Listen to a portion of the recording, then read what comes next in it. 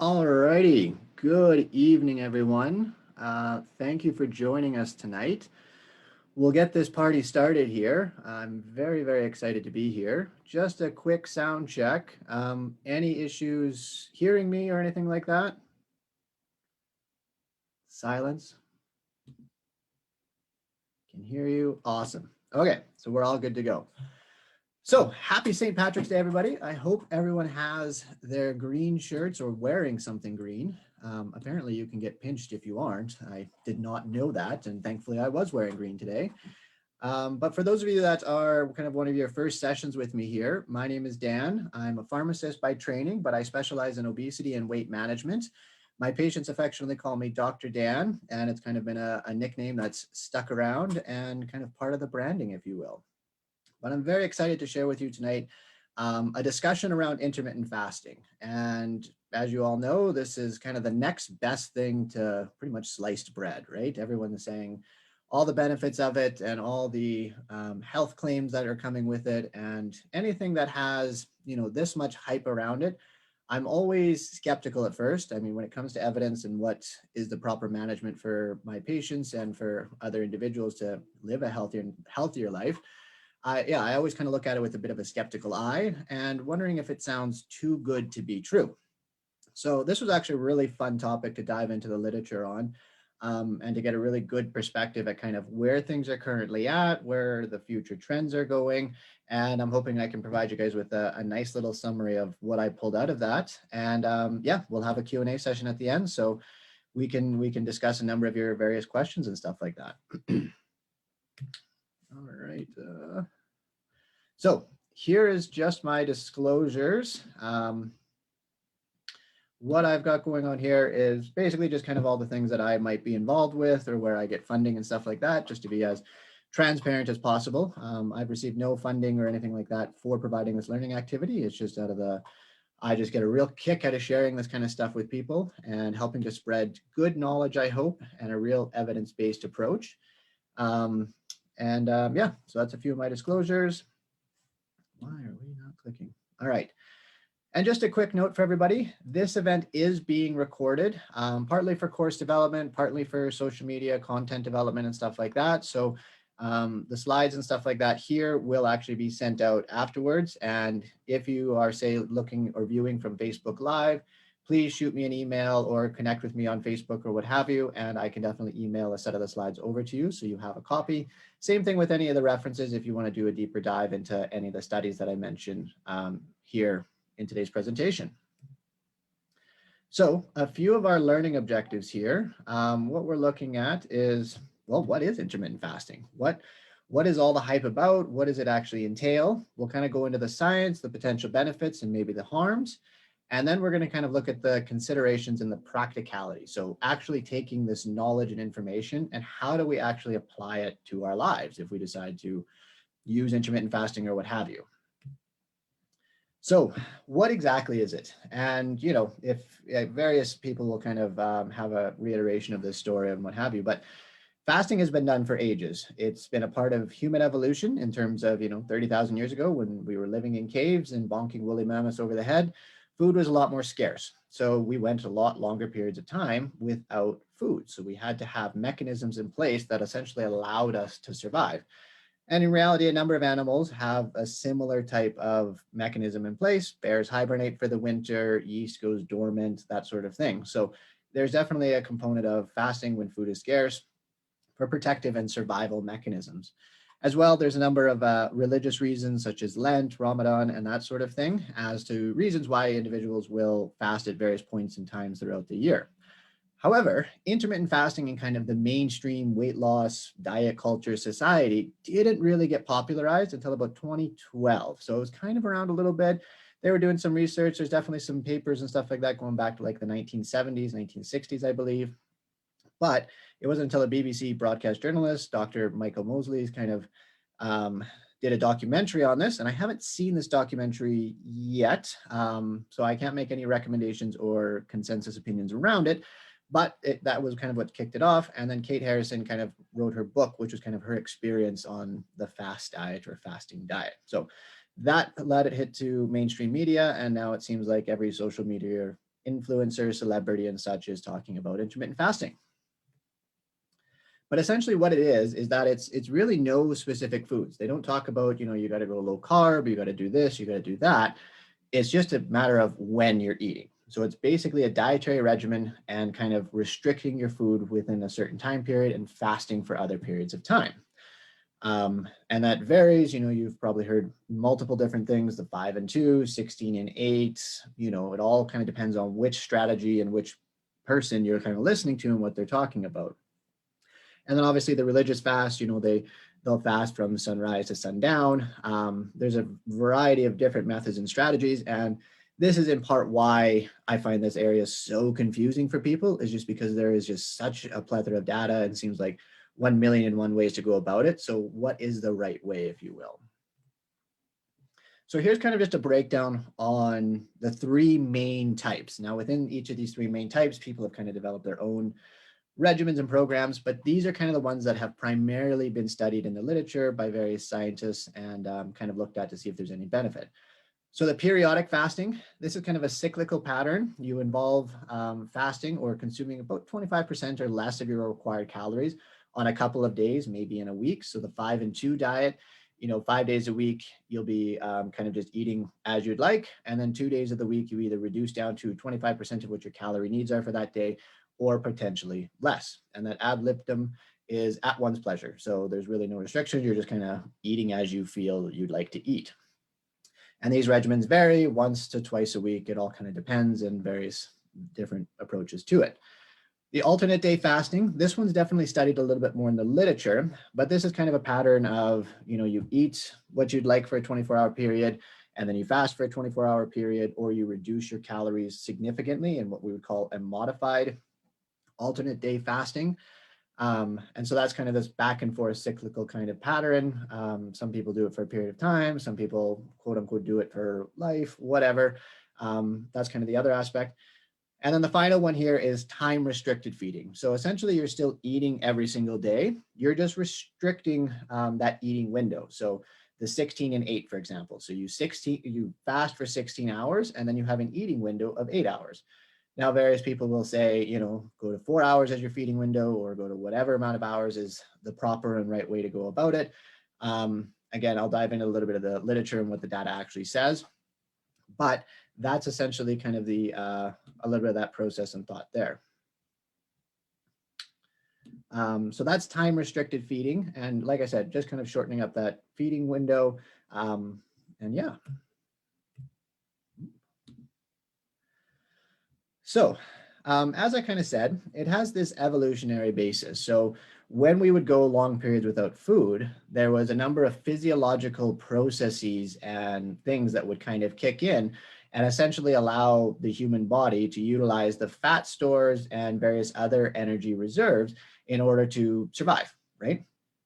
And like I said, other organisms have kind of shown this, but really what it was kind of trying to do is that people and proponents and somewhat of the evidence says is that when you would fast, we get kind of an increase in some of these like mental clarity, our strength and ability. And the idea was that, hey, while you're fasting, yes, you don't have any food, but you're still going to have the strength and the brain power to be able to hunt and gather and do what you need to do to fundamentally survive. So it's kind of this interesting perspective on kind of how the body would adapt. And now we're trying to utilize it in modern society with modern patterns and stuff like that to try and incorporate it for weight loss or what have you. Now, why intermittent fasting? So big in part, it goes back to a lot of the research is being done and is around things like the obesity epidemic and metabolic syndrome. So we know that obesity is becoming an increasing problem, and certainly having that excess adipose tissue can link to poor health outcomes. Metabolic syndrome in particular is definitely something that we see in obesity, and metabolic syndrome is kind of a clustering of different comorbidities that we often see, and generally it's defined as 2 or more of these things together. So what some things of metabolic syndrome might be is an excess amount of stomach fat, so excess amount of fat around your abdomen area, increased blood sugar, so if there's some insulin resistance going on there, an elevated cholesterol or lipid levels, and increases in blood pressure. There's a few other markers and stuff in there, but that's just kind of some of the the general ones that if we start seeing these, we're kind of moving to that metabolic syndrome. And essentially what happens is that we're at an increased risk of developing various chronic diseases such as diabetes, or having a cardiovascular event such as a heart attack, stroke, death, that sort of thing. And what we know right now is that, yeah, probably about 80% of the heart disease or premature diseases due to heart disease are preventable. And so we really want to look at what are the modifiable factors. Now, when it comes to this obesity epidemic and metabolic syndrome, we know that there's this list of contributing factors. Some of these things we can do something about, right? We can become more active, we can quit smoking, we can adjust our dietary patterns, but there's also a lot of things that we can't have an effect on. So genetics are genetics. You can thank your mom and dad for that one. That roll of the dice is kind of out of your hands, and there's not much you can really do about it. As well, your environment, where you live, what's your socioeconomic status, those are all going to play a role that could potentially contribute to the development of these things and are not necessarily easy to change per se. Now, if we look at the modern dietary patterns, generally the typical American diet, people are eating pretty consistently over a 15-hour period throughout the day. So it's generally 3 meals, maybe some snacks in between there. And what we've kind of seen from the data is that this kind of dietary pattern has been linked with an increased risk of developing obesity and diabetes. Now, obviously it varies culture to culture. This is very much based on the American and North American type diets and stuff like that. In Europe and other parts of the world, it's a little bit different. But essentially what we're really kind of looking at in terms of this fasting idea is the circadian clock and the circadian rhythm. So when we look at your circadian clock and body, essentially, humans are essentially adapted to eat and consume and be awake during the daylight hours. And we're adapted to be sleeping through the nighttime hours, okay? And what we know is that when we have a misalignment, so say shift workers, for example, they have an increased risk of things like heart disease and metabolic issues, and quite profound actually. So we want to try and making sure that we're working on our circadian rhythms, because what essentially happens to say shift workers is that we have a master clock in our brain, and that master clock basically keeps everything on track, and it's always sending signals down to the organs in your body and saying, all right, get ready to handle some of the sugar that's coming into the system, the fat that we're going to be eating here, and get the digestive enzymes all set and ready to go. But each of your organs also has its own clock and its own signaling system. And suddenly when you're on night shift, the master clock is shut off. It says, we've checked out, we're gone for the day, like don't bother us kind of thing. But all of a sudden you eat a meal in the middle of the night and your liver, stomach, and all the other various organs in your body are kind of like, yo, we got to do something about this. We got food, we got nutrients coming into the system. We're not receiving the proper signaling, but the food's coming in. So suddenly we have this dysregulation and things get all thrown off. And so that's what causes that faulting in that regulatory system and pattern. And ultimately, we believe is that's kind of contributing to not being quite as prepared and being able to manage the nutrients coming into the system. So with regards to sugar levels and fat levels and that sort of thing, our bodies just aren't as able to handle it if your master clock and your periphery organ clocks essentially aren't in sync in that respect of things. So they're not properly lining up and properly getting the right signaling going back and forth.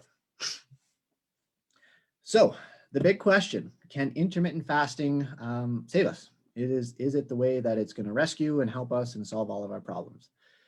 That's the big question.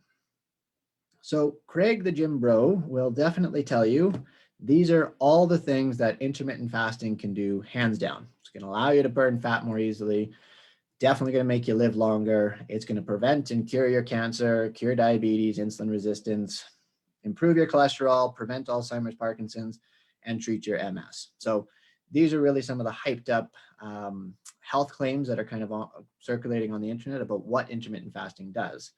But we'll kind of dive into the evidence here.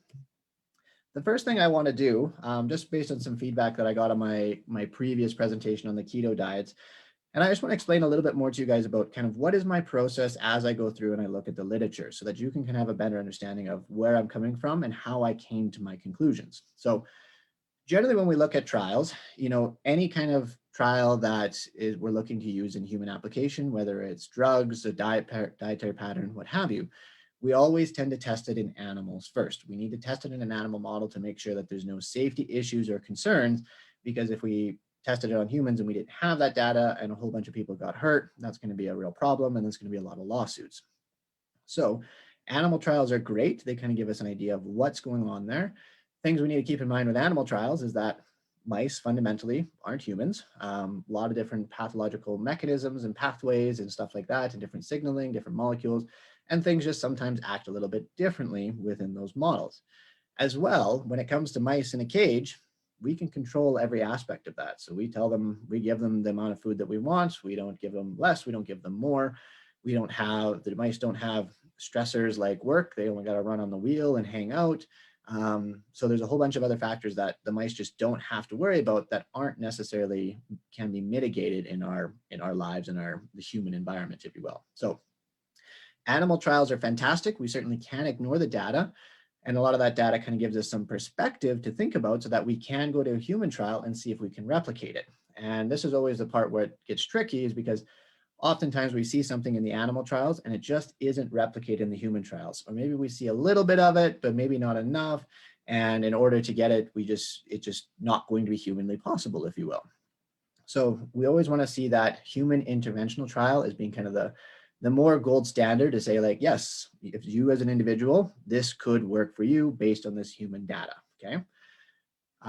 Again, observational trials versus interventional trials. So observational trials are where we look at a group of individuals and we just kind of watch them through time.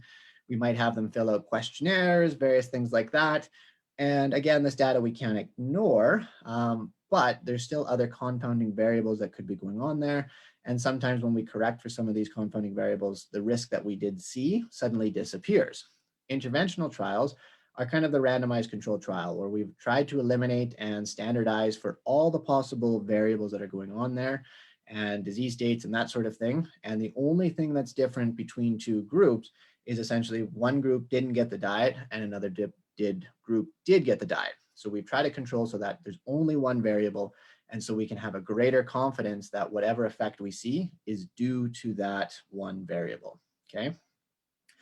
Length, number of participants, procedures all matter. So how well done was a study? How long is a study? Problem with nutritional studies is, well, they're nutritional studies. It's not just take a pill once a day. It's asking people to eat a certain way and trying to collect that data. A lot more challenging. Humans are just, we're not the best lab rats, if you will. So that definitely can make it more challenging. And a lot of these trials in terms of nutrition tend to be short-lived and not really longer term, as those trials are just very challenging to run and cost a lot of money, especially when we're looking at providing 3 or 4 meals a day for people, kind of thing, right? The other aspect that I really want to touch on here is that surrogate versus clinical and hard outcomes. So I know healthcare providers, and I'm sure if any of you have gone to the doctor, what have you, get really caught up on A1C, blood pressure, and all of these numbers and saying we need to get these numbers down. But what does that actually mean? If we get that number down, does that actually mean you get an improvement in your health outcomes? Does it actually mean you get a reduction in the chance of your having a heart attack or something? It might and it might not. In some studies, we've seen that, yeah, it seems to have that effect. In other studies, not so much. So it's always important to remember that a surrogate outcome is a decrease in a number. So we have a reduction in your blood pressure, for example. So if you go on a diet, we see a reduction in your blood pressure.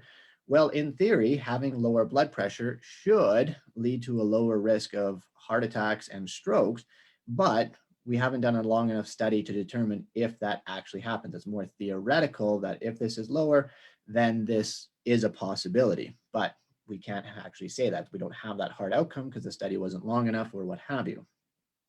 Whereas clinical outcomes are, yes, we saw a reduction in the number of heart attacks and strokes. So this is often something that we look for in drug trials in terms of, if we're going to put somebody on a drug that they're going to have to take for the rest of their life, are we actually going to prevent a heart attack? Are we going to actually prevent a stroke? Or are we going to reduce that risk enough that it's actually worth it to take the said drug? So that's more clinical outcomes. They have a lot more weight, and really they're a lot more important for what someone actually needs and is important for them in their health. Right. So let's dive into the evidence a little bit here. So this was a nice little review paper. And really this paper right here by Longo looked at a lot of the molecular mechanisms. So looking at that cellular level and all the different pathways that are being turned on and off, and a lot of what we would call kind of those surrogate markers. So we saw a number of different pathways getting turned on that we have data and evidence to say that if this pathway is turned on, this leads to inflammation, or this leads to this problem, or this contributes to plaque development in your arteries, that sort of thing. So this was a very nice summary that just kind of talked about all these possible pathways that get turned on and off, talks about kind of, oxidative metabolic stressors and that sort of thing, as well as, with ketosis and ketone body production that we sometimes see with intermittent fasting. We sometimes see that reduction in those stressors, free radicals, that sort of thing. And so that might mean that that's going to lead to health benefits if you did this for a long term in the human system. As well on aging. So this has been a big area of debate here. And from what I found is that calorie restriction, we have a pretty good data to say that if you were to be on a calorie restricted diet long term, that can increase your lifespan. Now it varies based on sex, diet, age, genetics, various different factors and stuff like that. But there's data to show that if you have more of a calorie restriction and you're on a day-to-day basis, you're in a calorie deficit, that can lead to increasing your lifespan. It's been demonstrated in animal models, demonstrated in humans. So it's very, very interesting. Now, it's not clear if fasting has that same benefit. We do see similar markers and systems getting turned on, which would imply that it does, but we don't have that long-term data. And we also don't know, is it because of the fasting or is it because of the calorie restriction? So that is kind of a question that still needs to be teased out. All right.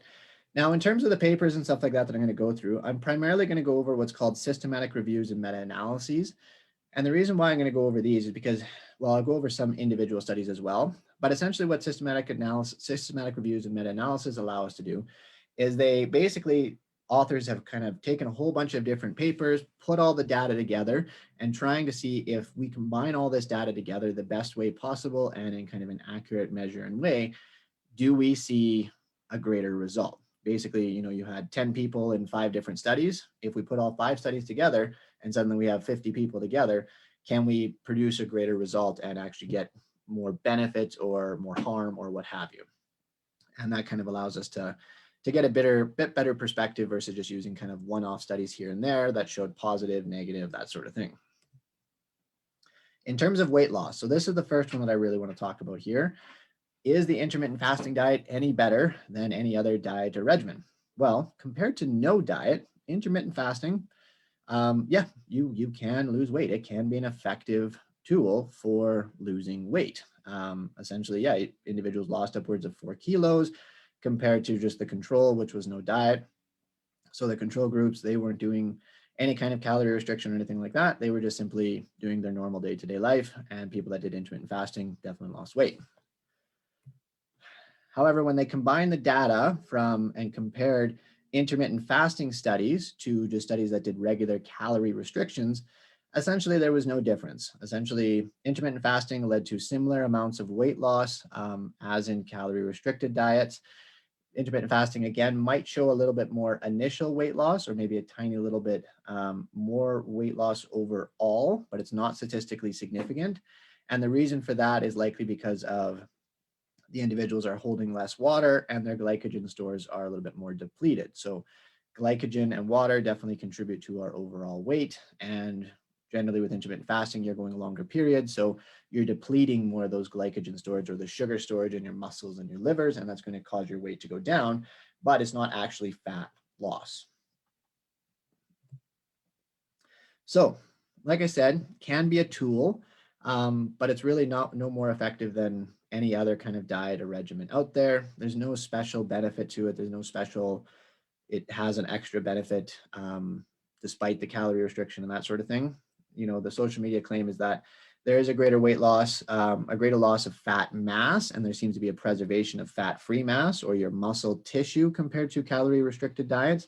However, this really hasn't been demonstrated in the literature. So whether it causes more fat mass to be lost and a retention of more muscle mass, probably not. It's probably got a lot more to do with just your protein intake and your overall pattern of energy restriction, which we have good data to show that, resistance exercise, plenty of protein can help us retain that lean muscle tissue. One thing they did note was that there did seem to be a significance in terms of a reduction in waist circumference, about 2 to 3 centimeters.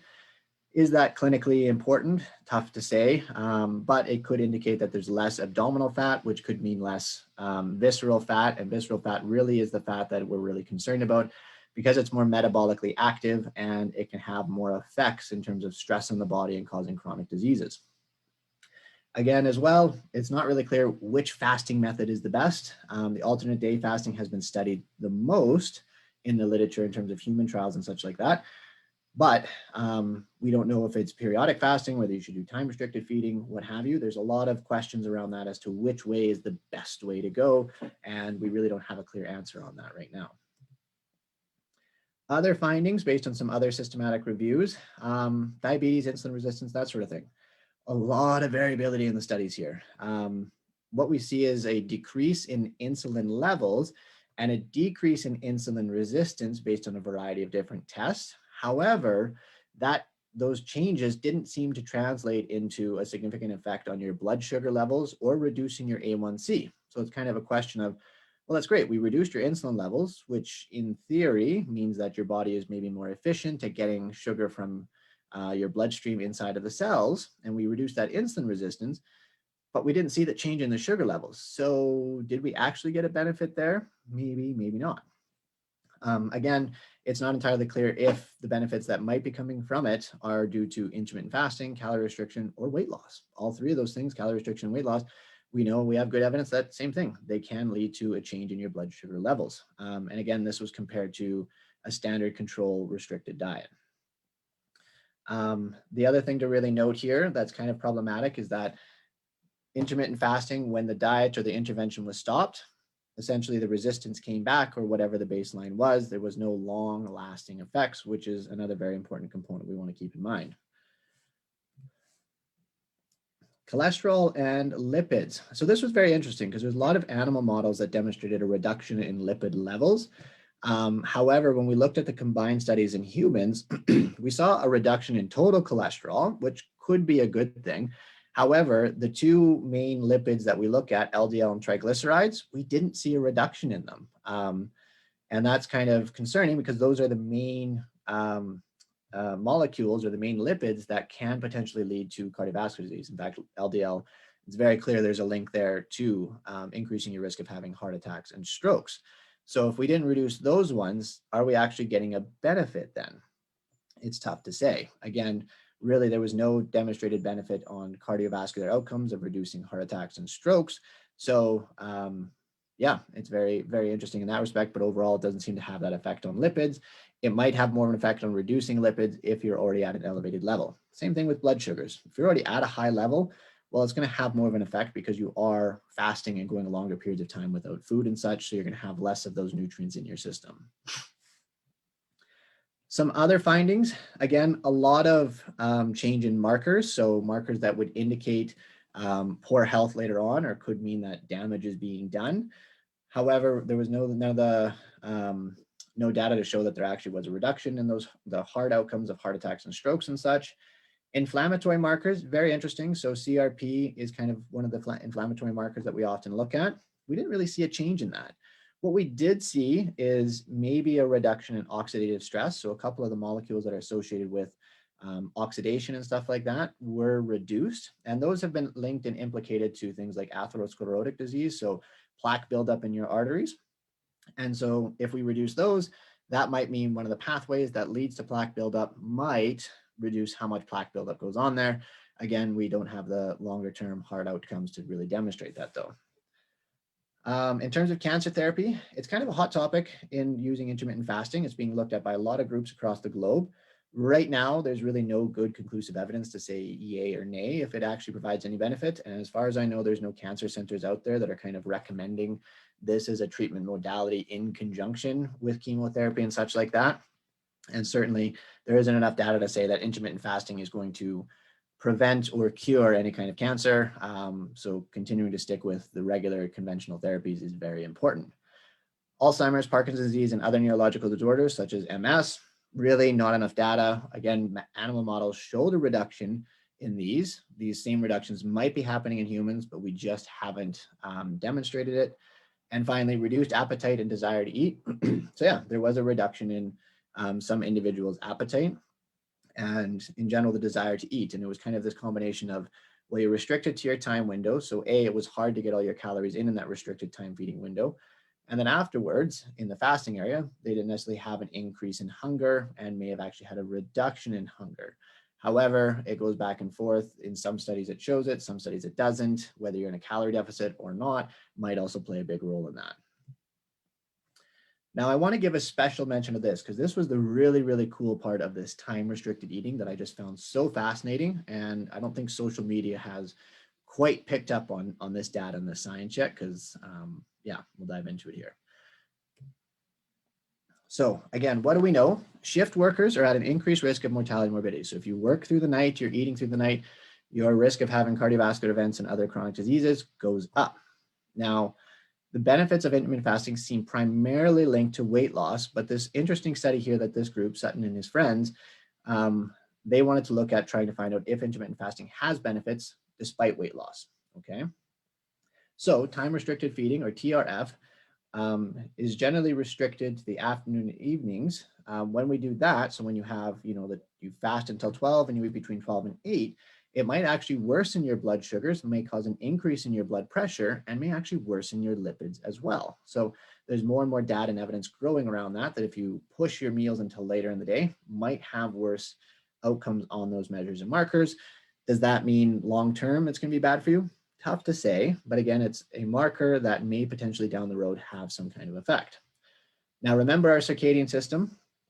Basically, it's constantly regulating our sugar, lipid, and energy metabolism. So we're geared so that when we first wake up in the morning, our body is ready to metabolize sugar, lipids, and our calories. So when we got food coming in the system, we can handle it very well. Later in the day, things are shutting off, checking out, everybody's going home for the day, and our ability to manage those aspects and metabolizing those molecules starts to go down. So they increase in our higher levels in our body. Oops. Ugh. Sorry, guys. So optimize for the daylight hours. So Sutton and friends basically did the first supervised controlled feeding trial with early TRF, so time restricted feeding. What this trial was it was 5 weeks of doing this time restricted feeding. It was randomized. So individuals, I think there's 8 people in the group. They basically got randomized to group A or B, and then they did it for 5 weeks, and then they would have a washout. So they'd just leave the study site and would just go back to the regular daily patterns for 7 weeks. And then they would come back and then they got switched to the other group. So if they did the control group before, they became the TRF group. If they did the TRF group before, they did the control group.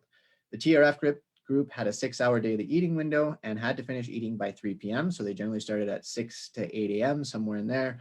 And the control group could eat for a period of 12 hours. Now, they only ate food provided by the staff and ate their food while they were supervised by the staff. And they were provided enough food to maintain their weight. The biggest thing here is we didn't want to see any weight loss to demonstrate that intermittent fasting has some kind of benefit outside of weight loss or the time restricted feeding anyways. So their objectives: can we improve cardiometabolic markers? And does it have that dependent or that benefit outside of weight loss and food intake? Here's what they found. So they saw a decrease in insulin postprandial, so it means the insulin that's produced after you have a meal. So that level was decreased. Insulin sensitivity went up and their beta cell function went up. So beta cells are the cells in our pancreas that produce insulin to help bring our blood sugar levels down. So if beta cell function goes up, they get more efficient at managing the sugars and being able to produce insulin to essentially manage our blood pressure or blood sugars. Blood pressure went down actually quite dramatically in the study, about 10 millimole or millimeters of mercury, which is quite impressive and quite similar to some of the medications that we have on the market. So that was a very interesting finding. As well, they saw a decrease in oxidative stress, again, that linked to plaques in the arteries and stuff like that, and a decrease in their appetite in the evening. Now, there was an increase in fasting triglycerides. However, this was more linked to the fact that they went a longer period without eating, so from 3 p.m. until 8 or 6 a.m. the next morning. So they had that longer period and their fat was just being released and releasing triglycerides. So their triglyceride levels were just higher first thing in the morning. Biggest thing that they found here was that no significant weight loss occurred in either group. So both groups were to have very similar amounts of weight loss. So the first thing that I want to point out here is that intermittent fasting, when you're at calorie maintenance, doesn't just lead to weight loss magically. You still need to be in a calorie deficit in order for weight loss to occur with intermittent fasting, similar to any other diet. So if someone tells you that intermittent fasting has a magical property, will help you to lose weight, this study just pretty much proved it hands down that when you eat at calorie maintenance, there's going to be no weight loss occurring. Okay, so that's my first one. Just wanted to get that out of the way and get off my soapbox there. But what does this mean? So basically, they saw an improvement in all these outcomes when individuals ate breakfast and ate all their food earlier in the day, before 3 p.m. So does that mean we need to start eating our calories earlier in the day? Does that mean the people that skip breakfast, we need to start having breakfast every single day? And what about the diet myth where, if you stop eating after a certain point in time, should you do that still in the evening? Is that also true? Should I stop eating at 8 p.m. at night? Something to definitely kind of keep in mind and be thinking about. Now, that's all going to depend on a number of factors. What is your life? What is going on? Again, this study showed a change in surrogate markers. So we saw a change in numbers. Does that actually mean long-term there's going to be problems? Maybe. Again, these surrogate markers, so having higher insulin levels and having higher blood sugar levels post a meal has been linked to poor outcomes later on. So there could be that linkage potentially there, and something we want to keep in mind. This strategy and making sure you're eating earlier in the day might be more relevant if you have conditions such as diabetes, hypertension, or things of metabolic syndrome, because your body is just able to handle those calories and handle that food earlier on in the day. I mean, we all are, even normal healthy subjects, but more important for that group potentially. So basically, we know that the circadian system is becoming more and more apparent in how it affects our health and such. But fundamentally, we do need more data. But this study was very interesting in the fact that it showed that having more of our food earlier in the day might becoming increasingly important. So breakfast, most important meal of the day, just maybe. So what are my conclusions here? So again, intermittent fasting can be effective for weight loss, but it's really no better than other diets and regimens. Again, I want to make that super clear. We do see a change in the number of health markers. However, that doesn't mean there's a true benefit, okay? In my opinion, many of the health claims are overstated and extrapolated from animal models and data, and really we just haven't replicated that data in human trials, and I don't know if we will. Some of them we might, absolutely. Some of them we might not. And so being cautious of that and kind of where we're getting that data from, just because we saw the change in an animal model, doesn't mean the same thing is going to happen in a human system. Adherence. So this is one of the big areas with regards to intermittent fasting and just in my clinical experience as well. It is hard to adhere to these things. Generally, the dropout rate in a lot of these studies for the intermittent fasting group was 30 to 60%. That is quite high. Generally, a study we'd like it to have less than a 20% dropout rate. If it has more than 20%, it really loses its reliability and validity and really shows that the intervention just isn't that sustainable. So, and the final thing, we really need that long-term sustainability to get potentially any of the benefits that intermittent fasting might provide. Practicality, well, if you're fasting and you have a physically demanding job, and if you do like say alternate day fasting, probably not going to work out so well for you, right? As well, does it fit into your life? If you are eating between 8 and 3 p.m. and then you have family dinner, well, are you going to actually be spending time with your loved ones, which is also another very important component. And sharing meals and spending time with each other is just as important for your overall health as potentially eating within this time restricted window, for example, okay? Side effects, especially when you first start out, nausea, vomiting, headaches, dizziness, increased thirst, constipation, diarrhea. These are kind of some of the reported things. Kind of makes sense as you're fasting. These generally can occur. And when you start kind of restricting those windows, then that's such a thing and in that respect thing. Early TRF, in general, is there any benefit to go, to do an 8-hour or 6-hour fast? Not really. It gets harder and harder to adhere. And, generally a 10 to 12-hour feeding window seems a lot more reasonable and probable for a lot of people. So if that's something you're considering, that's what I would go for, and really isn't that far off that 15 hours that we usually eat over anyways. So that would be kind of something to think about in that respect, is that it doesn't need to be 6 hours, doesn't need to be 4 hours. There doesn't seem to be any extra benefit compared to the 10 to 12-hour feeding window range. Finally, safety. Eating disorders. If you have any history of an eating disorder or disordered eating pattern, do not do intermittent fasting. I cannot stress this enough.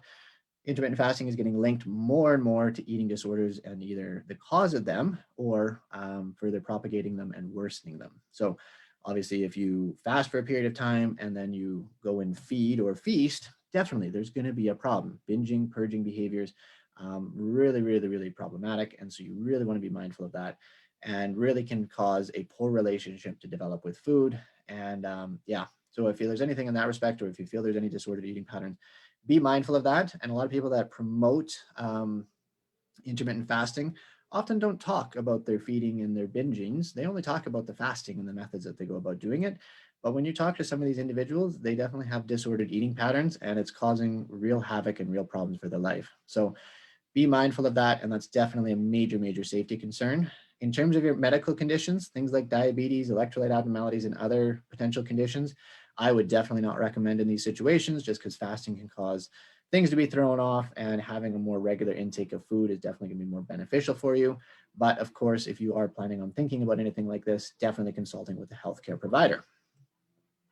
So, final bit here. Overall, don't overcomplicate the process. If intermittent fasting is something that might work for you and it fits into your lifestyle and the life that you have, awesome, go for it. There's nothing wrong with that. But just be mindful of the potential risks that come with it. As well, thinking about sustainability. This isn't something you can just do for a couple of weeks, lose some weight, and then come off of it. This is something that you may be able to sustain lifelong. Whatever you do to lose the weight, you've got to be able to maintain that long term. As well, yeah, focusing on that, on the lifelong journey of aspect of things. And finally, as I always say, start by collecting data, find out where you're at right now, analyze it, find the patterns, make changes, fail, make some more changes, analyze the data, and continue to progress with small little steps forward. So I think I went a little bit long on time here, but here's my references for you guys. So the slides, as I said, will be sent out to everybody that's participating here. As well, the next webinar coming up in April is all going to be about insulin resistance and weight management. What do we need to know about it? And can we resist the resistance? So this will be another free webinar. The links will be sent out in the email, so you can definitely sign up for this. It'll be plastered all over Facebook. And yeah, you guys don't want to miss out on this. The spots are limited and these are becoming increasingly popular. So definitely sign up sooner than later. To connect with me, I do recommend reaching out on Facebook. So if you're watching this on Facebook, like the page. I do have a private Facebook group where it's everything from clinicians to individuals that share their struggles, and we can all have a discussion as well. I'm a little bit more accessible there to answer questions and go over things. So if you want to be part of that group, like my Facebook page, send me a message on there and I can add you to the group. My other channels, my YouTube channel, Dr. Dan - Weight Loss via Habit Mastery. I talk about a number of different topics and such like that. And my website and my email are there. If you want additional support or want to talk about anything or would like to pair up with my team and I, we can certainly help you to reach a healthier and happier lifestyle. I'm happy to support you in that. You can check out the website healthcareevolve.ca. And all my other social media handles are at the official Dr. Dan. So I'm on TikTok, Instagram, you name it, I'm there, and providing all kinds of free content for everybody. So that's the presentation. We'll open it up to questions now.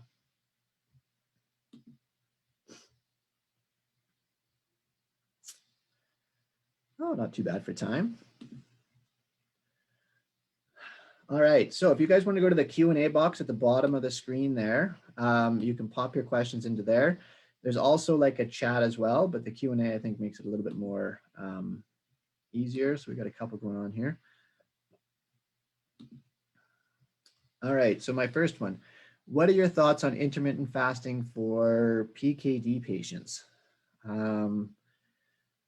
I might need a bit more info on that. So PKD, are you talking like polycystic kidney disease? Are you meant chronic kidney disease? Just can you clarify that for me? And thanks for the information. My pleasure. Happy to kind of bring some knowledge and information in that respect of things. And if anybody has questions on the Facebook realm of things, my wonderful person, Kia, is checking in on that, and she will let me know if there's anything there. What about intermittent fasting and satiety?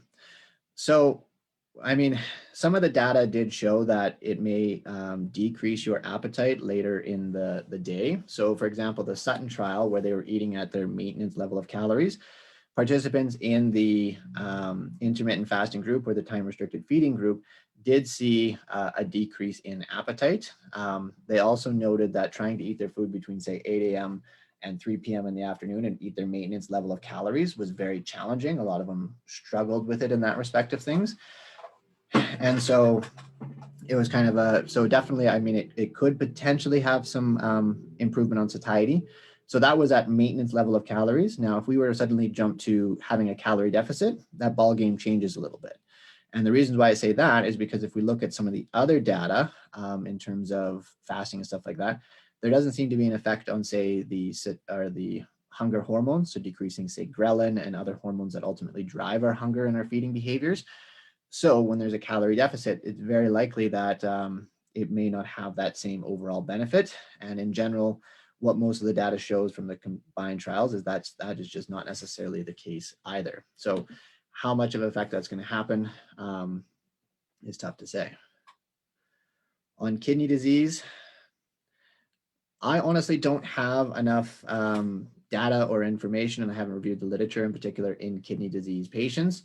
I think it would be something to definitely run by, your nephrologist or what have you, and kind of looking at that discussion in that respect and, protein requirements and all that sort of thing. There's a lot of other moving parts there that I just don't have I don't know the literature in that particular area well enough to really provide any kind of good knowledge in that respect. Hypothalamus function to control leptin levels. What do you mean? Can you clarify that a little bit for me? Danita, your thoughts on one meal a day seems very popular with IF Facebook group I've joined. So one meal a day. Again, it depends when you're having that one meal a day. So what other data has shown, say, like the early time restricted feeding time, when we have those meals earlier in the day, our ability to handle and process foods and nutrients later on in the day is better when we have a meal earlier on in the day. What it seems to also be happening is that when an individual skips breakfast and they have, say, lunch and dinner, basically there's this whole other process potentially of kind of a memory of our beta cells. Like it's almost like when we have breakfast, the engine gets going and it's like, oh, okay, we remember how to process food and that sort of thing. But when we skip breakfast, we go a longer period of time, and now we've got a longer period of time that the body's usual systems haven't functioned, and it almost kind of forgets how to properly process that food and those the nutrients and stuff like that. So that's partly why we're kind of thinking as why we're seeing these glucose excursions, why we're seeing fatty acids go up and increase in the body when we delay and have our food later in the day. So the one meal idea, I would say, would probably be very similar to that in the sense that, yeah, you have your one meal, fantastic, awesome, good for you. But you may be having some negative effects because your body's gone so long without actually processing food that it doesn't know how to properly process it. And again, the data shows that if you're eating that one meal at, say, dinner time, you may be actually causing potential harm because your body just isn't able to handle the nutrients as well versus if you were to, say, have the one meal earlier in the day. Now, the whole other aspect that we need to look at is adherence to that. That's going to be the biggest problem, the biggest issue. And why I often see it fail is because most people just can't adhere to one meal a day. Or if they do, it becomes a 4-hour binge of consuming 5,000 calories to make up for all the calories that they've missed in the last 24 hours. So that's the other piece that we really need to be mindful of and thinking of. And certainly I've seen patients fail on that, and definitely wouldn't be something that I would particularly recommend. But again, depends on your lifestyle, what works for you, what your goals are, what you're striving for, and what you're aiming for. If it's just because you think it's going to help you and do a better job of managing your weight, maybe not. But so that's kind of something to keep in mind. Thanks for the information. I've been doing intermittent fasting for the last 2.5 months, but did not help. Any comments? I mean, it really depends on what exactly you're using the intermittent fasting for. If you're using it for weight loss, fundamentally, you weren't reaching a calorie deficit. So really need to go back to the drawing board and figure out what are we trying to aim for? What is your actual calorie intake? Collecting some data, seeing what changes you can make and go from there. And if it also didn't work for other reasons, health and that sort of thing, maybe it's just not the diet for you. Mina, thank you for the information. Some individuals speak to decreased food cravings when participating in IF. Can you comment on why this would be, or is this more of a psychological context? So it is the possibility that with regards to, say, when your body is fasting, so we have, I guess, a couple of components here. First off, when you're fasting and say, well, even like the comparison of the ketogenic diet, when your body does produce ketones in a fasted state, what we know is that ketone bodies have can decrease your appetite. So that's one component, is that maybe you're producing ketones and that decreases your appetite overall. Um, as well, there might be some other psychological and physiological changes that have taken place. And if we look at the evolutionary perspective of it, if our ancestors were constantly preoccupied with being starving while they're trying to hunt and gather, they probably wouldn't be the most effective hunter and gatherers, right? If you think about the hangry concept, I'm sure we've all experienced that, and we generally are not performing at our best at that point in time. So likely there might be mechanisms that help decrease that. Overall, the data isn't clear as to like what hormonally is going on there in particular to decrease that, or having a decrease in food cravings. It really would just become down to person and just ensuring that they're getting the proper amount of nutrients that essentially works for them. When they talk about 6 to 2 p.m. fasting, not really a morning person, is this something that is shiftable? I have seen something from 1 to 9 p.m. looking at it from the benefits, but not expecting miracle results.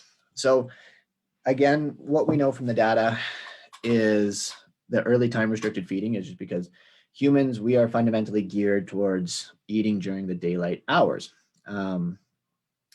Now, in saying that, if shift workers, we believe, if they were to be on shift work and they were to just do nothing but work during the night and sleep during the day and get on a very regular schedule, just like someone who is awake during the day, um, would they be able to fully switch their circadian clock?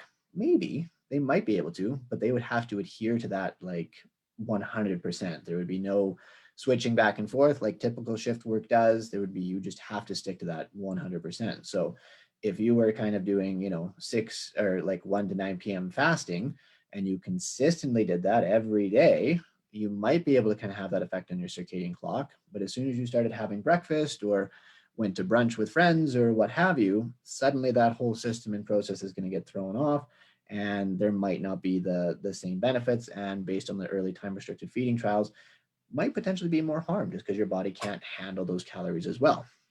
So yeah, I think, but again, that is potential risk there. I can't say for sure if it leads to heart attacks, strokes, diabetes, what have you. We just saw those markers increase and your body just doesn't seem to be able to handle those nutrients as well. So it could mean it could not. But fundamentally, it's ultimately what works for you, and really kind of asking the question, is this actually really what's going to work for me? Maybe intermittent fasting isn't the strategy for me. Maybe it's something else that kind of works within that eating window or what have you kind of thing.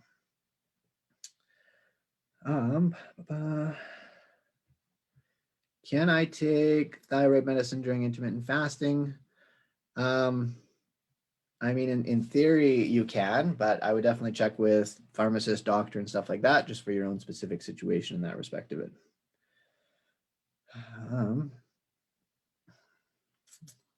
Could you potentially use intermittent fasting to help curb late night snacking using a more reasonable 10 to 12-hour window? Maybe. I mean, one of the biggest reasons why we tend to have late night snacking is big in part because we haven't fed our body enough of the proper nutrients earlier in the day. So, have we got enough protein in? Have we got enough X, Y, and Z in that our body is happy and able to feel sustained and satiated kind of later on in the day? And that's one of the biggest reasons why people tend to have that evening time snacking as well. There's kind of an emotional component and habits and all that kind of stuff. So if we're looking at the psychological component and that it's habit that at 7 o'clock at night you sit down in front of the TV and need to have something to munch on, well, that's not so much that something that intermittent fasting is going to fix. That is a whole other level in discussion that we need to talk about to kind of understand, well, why? Why do you need to have that snack? Why do you even need to sit down to watch TV? Why can we go for a walk instead? Something in that respect of things. So that's something to kind of definitely keep in mind and to think about in that component of it. Does the literature suggest many participants in IF produce ketones? I mean, essentially, all of us start producing ketones after 8 hours of sleep, and that's why we call it kind of our fasted state. So when you first wake up in the morning, generally your liver glycogen is pretty much depleted, and your body has likely started to tap into your fat storage and such. So, most people, they stop eating, well, depending on the person, stop eating at like 7 or 8, and then they go to bed at 10, they sleep for 8 hours. So yeah, they're probably producing some level of ketones. How much ketones is produced is going to vary person to person. If we're talking about ketosis, you need to be depleted for a long time, and your ketone body levels can go up. And we've seen that with intermittent fasting, that ketone levels definitely can go up with the longer period of fasting. But how much that is and how much of an effect that is kind of tough to say. Jennifer, what about IF benefits for the neurological aspects of dementia and stuff like that? So basically all the neurological diseases and conditions, again, it's been more in animal models. We've seen a reduction in a number of pathways and markers that would demonstrate an improvement in those neurological markers and preventing things like Alzheimer's, Parkinson's, that sort of thing. In terms of humans, we just don't have enough data to say definitively whether there is a benefit or not at this point in time. There might be. And we also got to think about, well, when do you need to start that? Do we need to start at childhood? Do we need to start midlife, later in life? When dementia's already set in or another neurological condition, can we start it then? There's a lot of unanswered questions there that we just don't know the answer to, that we fundamentally need to evaluate before we can say if there is for sure a neurological benefit there or not.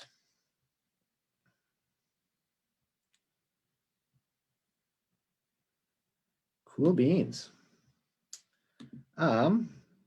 Any other questions at all there, everybody? Lots of really good questions. I appreciate it. As always, like I said, my email is on the slides there, or you can catch me on social media and ask me questions there. TikTok's a good place because I will kind of answer in a short 60-second video generally. So if you have other questions, feel free to let me know.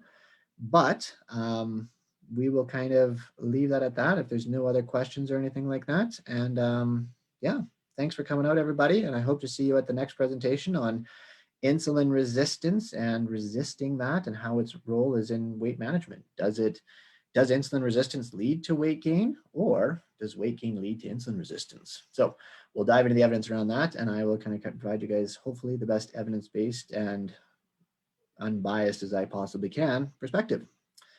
And yeah, have a great evening, everybody.